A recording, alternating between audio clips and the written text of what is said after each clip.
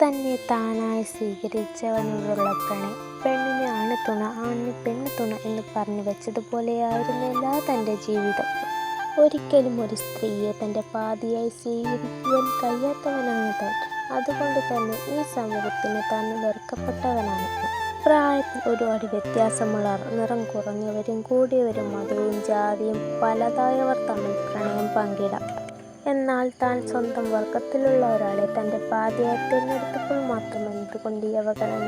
അന്ന് എനിക്കായി അവർ ചാർത്തി നൽകിയ പേര് പ്രകൃതി വിരോധി.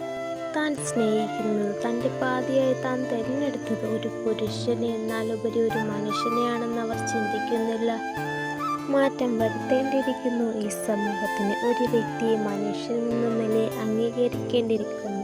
പ്രണയം എപ്പോഴും പ്രണയം തന്നെയാണ്. ആത്മാർത്ഥ പ്രണയം എപ്പോഴും പരിശുദ്ധവുമാണ്. അതിൽ വർഗമെന്നോ വർണ്ണമെന്നോ പ്രായമെന്നോ ഇല്ല.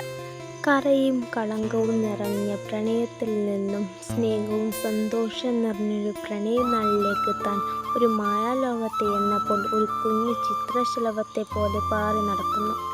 എന്നേക്കുമായി അവനെന്ന പ്രണയത്തിൽ അലിഞ്ഞു ചേരുമ്പോൾ, അവനെന്നെ സ്വന്തമാക്കിയപ്പോൾ എന്നോടയാവൻ ഇപ്രകാരം പറഞ്ഞു: നീ മാത്രമാണ് എൻ പ്രണയം, ഇനി നീയോ ഞാനോ അല്ല, നമ്മൾ മാത്രം.